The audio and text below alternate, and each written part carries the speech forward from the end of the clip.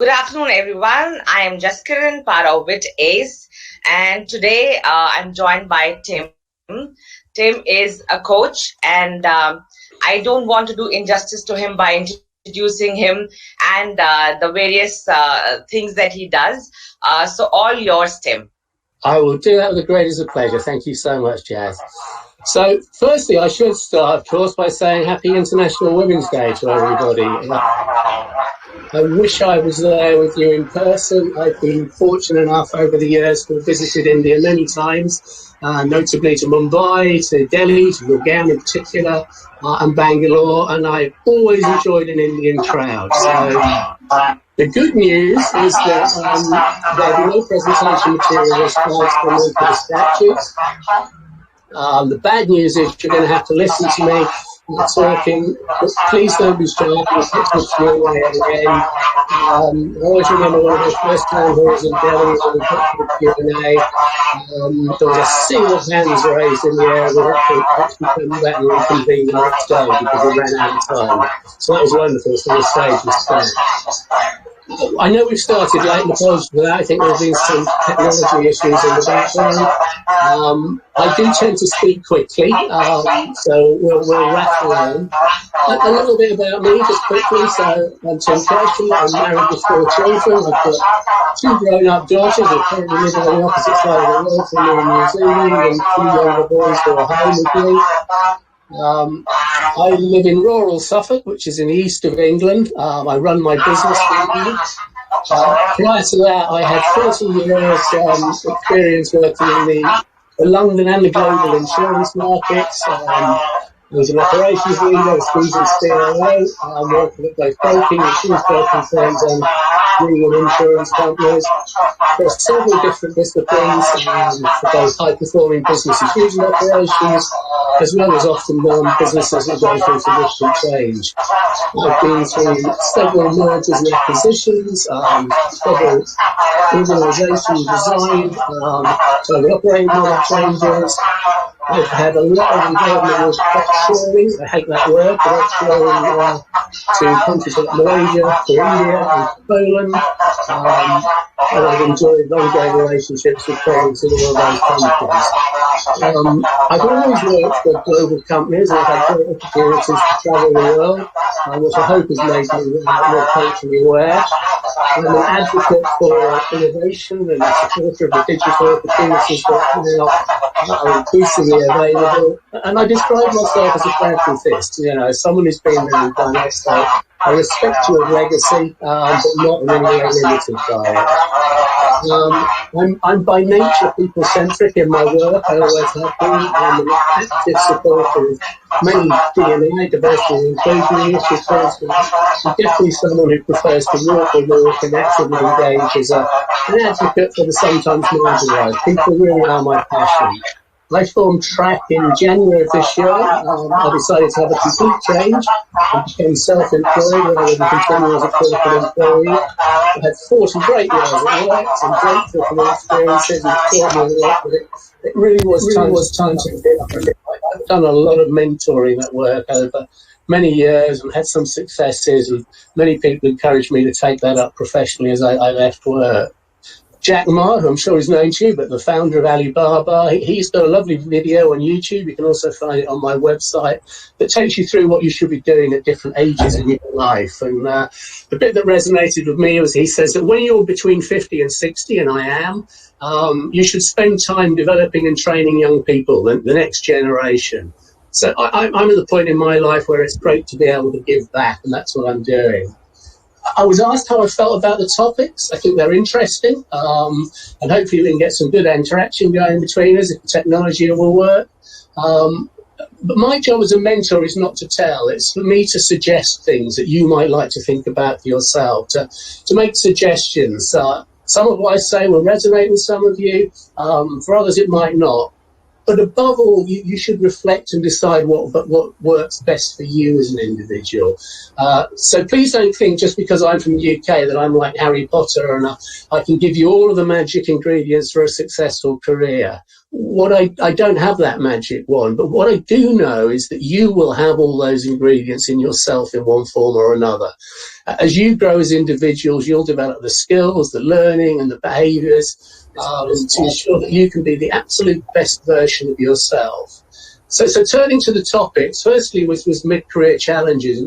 And the brief I was given was for all of those aspiring to grow up the ladder from mid-level to senior leadership, what would you suggest they keep in mind while dealing with the competition, and how do you think one can go about preparing and proving their suitability for that next big role they desire? So that's quite a brief. I think the key part in that brief for me is, what do they desire? What is it you genuinely want for yourself? Because it's not what others tell you should be or you should do. We'll get lots of that in our lives, but what is it that matters to you? The other thing about the so-called career ladder is that, it doesn't always have to go up. Sideways moves can be really crucial to gain, greater understanding and to have a broader foundation. So again, my first, be afraid of taking a new role that's perhaps equivalent in terms of, your rank and reward.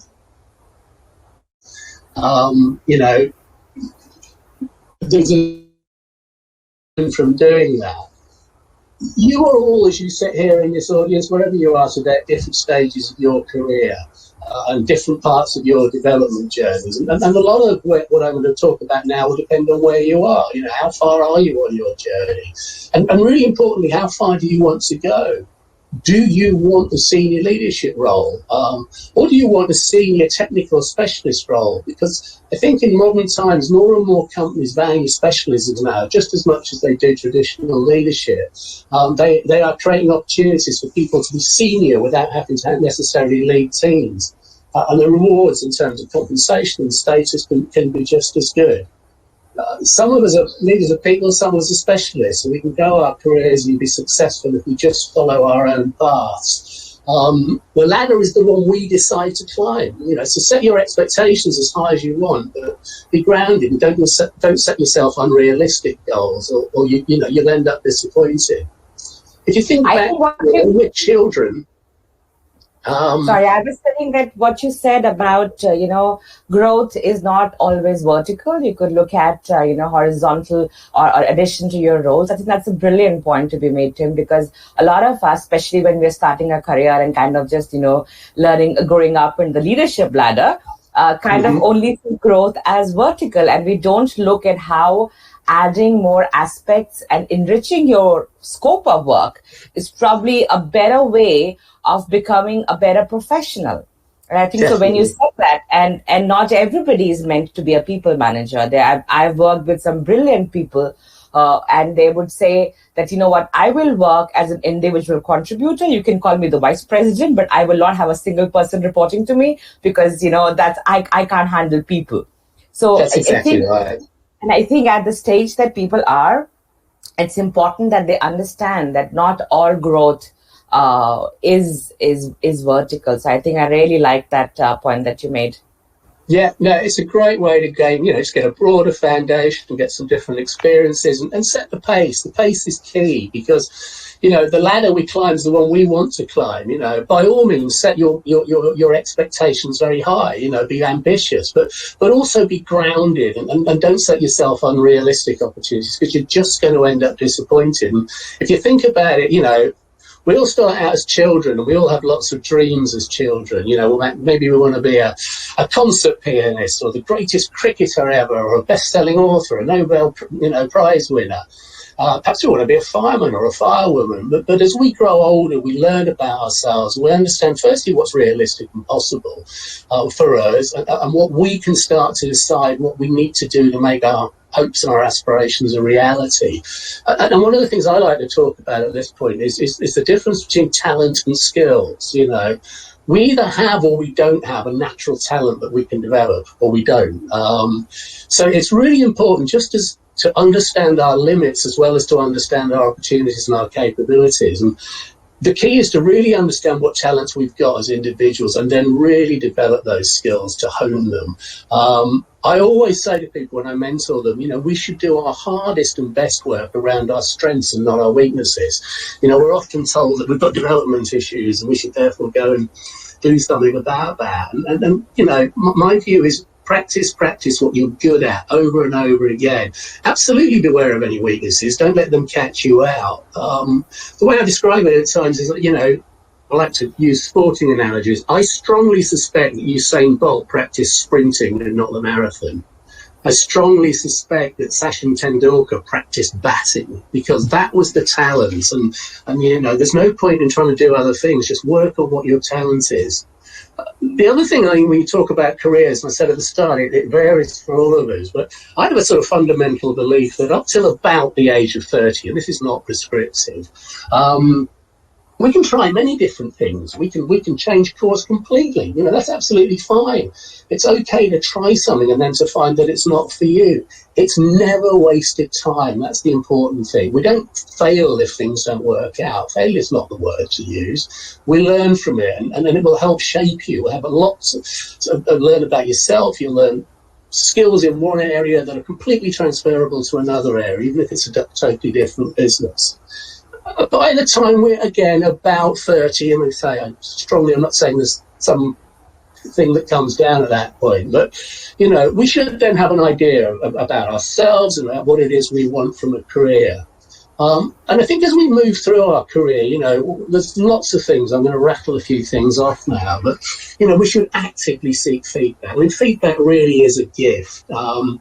We should develop our personal brand. We should be putting out the image professionally that we want people to see. So, the question I would often ask people is if you said to people today, tell me about jazz, what would you hear back? And importantly, what are you not hearing back that you'd want to hear? Because that's the joy as we manufacture our career is say, well, I know what I want to be. I know how I want to be perceived. I know what my brand should look like. So what is it I need to be doing then so that the next time, if I ask that same person in 2 or 3 years' time, they'll tell me the things that I want to hear. And that's quite important. I agree. I think it's very important because when you're starting your journey and you don't really know how do you want people to see you, then a lot of decisions and the choices that life throws at you become difficult to take because you do not have clarity of what your so-called ultimate goal is for as a professional. So I think all young professionals out there in the audience should probably think about, what is it that they would want people to introduce them as and, be known for while they're still in that mode where they are free to experiment without having a story written for them. Absolutely right. Without having to carry on the weight of an introduction. If you're still free, you could still move around and do what you want to do. I think that's a brilliant opportunity. Yeah, and our personal brand is our personal brand. It's all brands, businesses, more and more people are conscious of their brands through social media but our personal brand is the one asset we absolutely have, and it's what we put out, and it's what we want people to see in us. We want that brand. So, work on that brand, but You'll understand your own brand by asking questions, by getting feedback. If we make too many assumptions that this is how people think about me, this is what I'm renowned for, well, that might be right, but go and ask, seek some feedback. I mean, some other things that sort of talk about, is avoid politics. There's politics in any organisation, any society, it's there. Be aware of it, be mindful of it, but try to avoid ever getting involved. Obvious things I would say, but are so important to me is, have integrity, be seen as honest and trustworthy.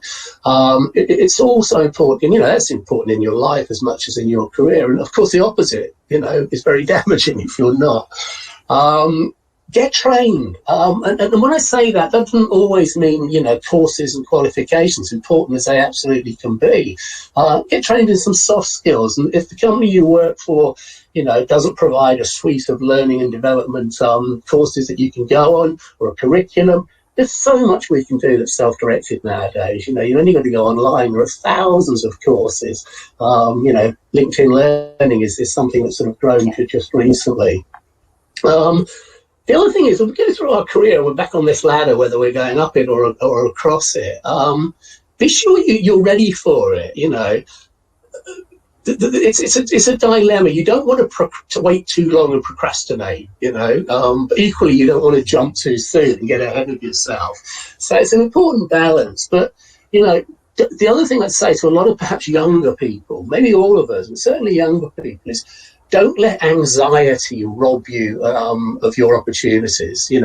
Sometimes we don't do things in life because we think we're not quite ready, or maybe we should wait a bit longer. And sometimes that's right, but anxiety can rob you. So back yourself. When you're creating your career or you're changing it, you're taking some risk, and that's fine. Risk is great. Don't be scared of risk. It can be calculated. But nothing's risk-free when we take on that new role, and we should always be prepared to accept that. The other thing is, and I've had this conversation with lots of people who are talking about making a big change and trying something different, and it's this simple as, back yourself. You're probably right, but if you're not, just imagine, occasionally you make that wrong decision and you try something new and you find you don't like it. It's not a jail term. You can come back, you can throw in the towel. You're allowed to go, look, I tried it. I think the sin is not trying it. Don't think you're signing up for something for life if you've done it. The other thing is, you start to look for new roles, is adjust your CV, to the role you're applying for, rather than just keep sending out the same one. Look at the job spec that you're looking at. What is it they value most? And be sure that those things that you've got, on your CV are highlighted. So, I'm not saying change it completely. It is your CV, and a lot of the things are factual. But when you talk about the skills of your experience, try and correlate those with what the person is looking for. And my career, Tim, is a perfect example for it. So when I joined, my first job was in customer care. So I was part of a sales and marketing team. And as a management trainee, my job was to look into the customer service for this telecom company that I used to work for.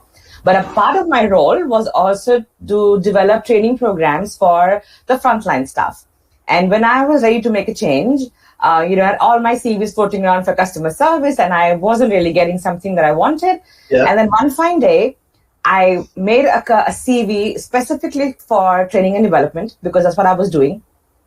And I got a hit. And ever since then, I think it's been like that 18 years now that I have built my career in training and development, because maybe that CV did the break for me and put me into the right space that I needed to be in. Exactly. It's just making sure that people are seeing what you want to see, and you're making sure that you know what it is they're looking for. So don't hide it. Don't hide your light under a bushel. You'll be very, very clear. Yeah. I think the other thing is, as we change in our career, is, we all over our lives build a network, trusted network. So tell them that you're seeking, find out more about what other opportunities are out there. I mean, be slightly cautious, because, you are exposing yourself in a way then to your current employer. If they suddenly hear, why is this person asking lots of people about opportunities elsewhere? So just manage that carefully. The other thing that I think is so important at these things, is if you apply for a job and you don't get it, don't ever see that as a failure. Failure would have been to not apply in the first place, right? We often don't know what the employer is truly looking for, despite they've provided us with a job spec. We don't know if whether we were one of 4 interviewees or we were one of hundreds of applicants. We don't know who else was being interviewed and what experience or skills they had. So, apply for some things. If you don't get them, don't be too downhearted. Absolutely don't see that as a failure, because it's oftentimes not. And sometimes employers can get it wrong. They just picked the wrong person. They should have picked you. They didn't. So but that happens.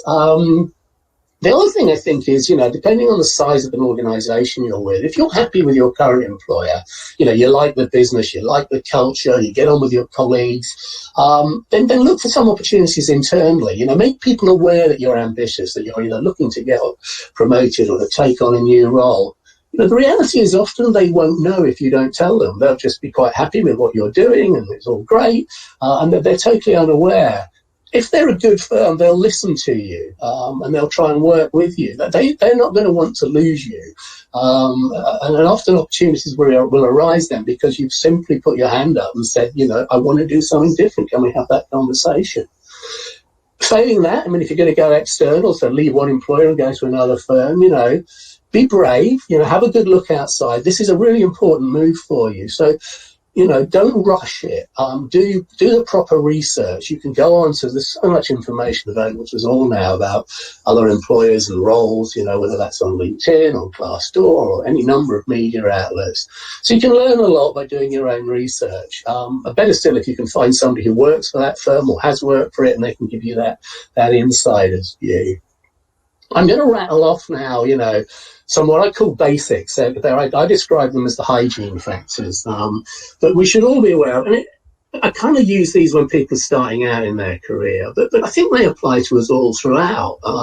They're just some quite useful learning. So I will, if you'll forgive me, just rattle through them. So, volunteer, but don't be put upon and get taken advantage of. So stick your hand up. Always do what you'll say you'll do. I mean, to me, that's a really important value. If you've said you're going to do something, just do it. Also, be really wary of what I describe as the short-term hero and the long-term villain. And how that happens is we sometimes say yes, because as human beings, our default answer is so often yes. We want to please people. We want to do the right thing. But you can sometimes do that and find you can't deliver because you're either overcommitted, in totally good faith, and you can end up getting judged badly. So I say your boss or whoever will say, "Oh, thank you so much," afterwards because you failed or you missed the deadline. Really important to me is build a social and professional network and use that wider environment, both internally and externally, to develop skills and to gain more knowledge. Read, do your own research, follow good and appropriate thought leadership in your industry or in your field. Be aware of what the emerging trends are or new ideas. So just sort of stay current. The other thing, as I said, all of us, and we're great when we're children, we ask lots of questions, but then listen to the answers, make up your own minds. I mean, we as life goes on, we forget that wonderful childish word, which is why. Any of us have had children, you'll tell them something, they go, why? Mm-hmm. And then we almost have that knocked out of us. So do ask questions and do listen and then make up your own mind. Pace is key. Be realistic about what you can achieve over what time scale, but try not to overburden yourself, particularly if you're starting out in a career. You maybe haven't got that much to do because you're training, but as time goes on, trust me, you will just get busier and busier. So just manage your own bandwidth as best you can. Always be the person you want to be and back yourself. By all means, and we probably should change our behavior, but don't change who you are because you can't. You are you. Understand what your values are and then just don't compromise on them. I'm a great believer in teams. I think we're all stronger when we come together in an inclusive environment and we support each other. You should always be your greatest advocate. I think we live in what I call an X factor world of instant success.